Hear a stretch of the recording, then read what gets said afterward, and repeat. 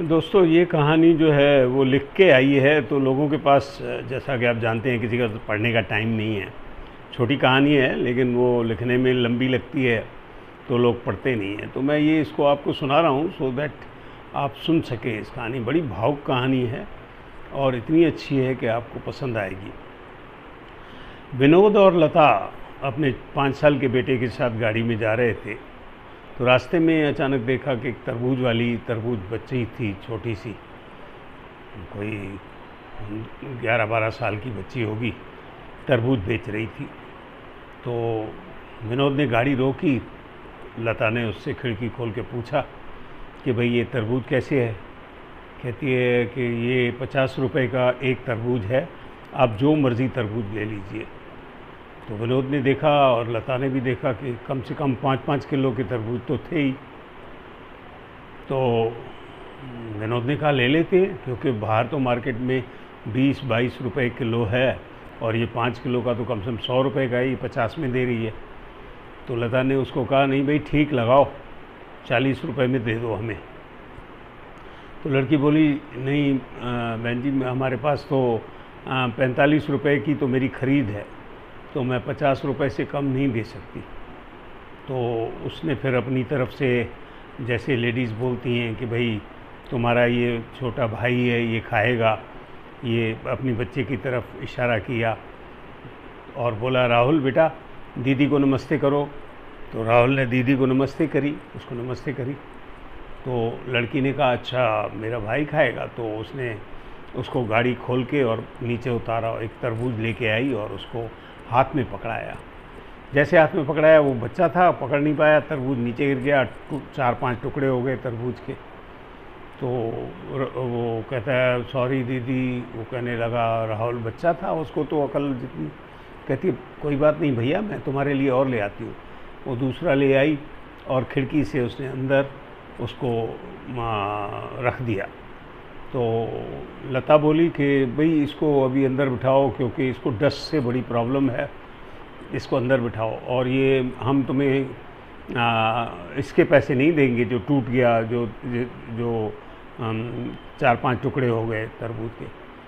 तो वो बच्ची कहती है कि नहीं दीदी मैं आपसे नहीं लूँगी, उसके पैसे भी नहीं लूँगी और ये तरबूज जो मैं अपने छोटे भाई को दे रही हूँ तो उसके भी पैसे नहीं लूँगी। तो विनोद और लता बड़े अचंभे में पड़ गए कि भाई ये क्या है। तो उसने कहा क्यों, ऐसा क्यों, तुम पैसे क्यों नहीं ले रही हो? 100 रुपये का विनोद ने नोट निकाला और दिया।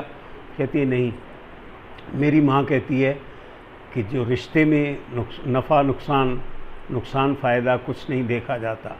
अब इसको मैंने छोटा भाई माना है तो मैं इससे कैसे पैसे ले सकती हूँ। और वो अपनी तरबूज की दुकान पे वापस चली गई। तो विनोद और लता दोनों उतरे और उसको ज़बरदस्ती किया कि नहीं नहीं बेटा तुम्हारा पहले ही नुकसान हो गया, ये लो 100 रुपये। तो कहती है नहीं दीदी मैं नहीं लूँगी ये। तो लता ने एकदम से उसके पर्स में एक पाजेब थी जो उसने अपनी बड़ी बेटी के लिए 3000 रुपये की ली थी, निकाल के उसको दे दी। उसको कहती कि ये रख लो हमारी तरफ से। तो वो कहती है नहीं मैं नहीं लूँगी। तो उसको ज़बरदस्ती हाथ में पकड़ा के और गाड़ी में बैठ गए। तो विनोद सोचने लगा कि लता जो 10-20 रुपए के लिए तरबूज के लिए इतना वो कर रही थी, आज इसने 3000 रुपये की पाजेब या पायल जो है उस लड़की को दे दिया। कहने का मतलब ये है कि ये भावुक रिश्ते होते हैं।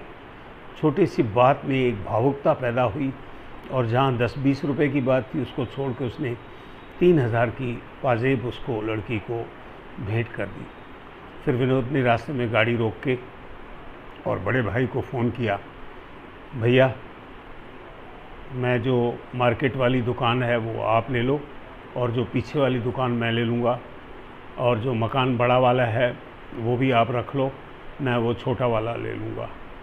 उधर दूसरी तरफ से बड़े भाई भावुक हो गया, उसके आंसू आ गए आँखों में और 1 मिनट की चुप्पी हो गई बिल्कुल।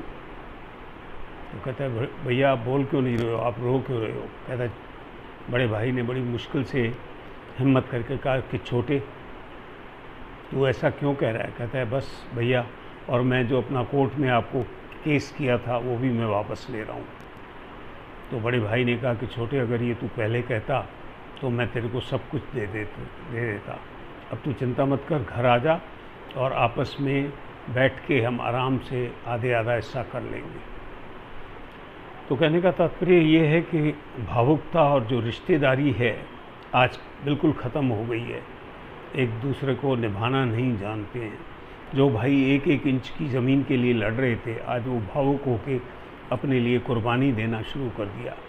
तो उस छोटी सी बच्ची से उन्होंने ये सीख ली कि रिश्ते में फ़ायदा या नुकसान नहीं देखा जा सकता। रिश्ता तो रिश्ता होता है। Thank you.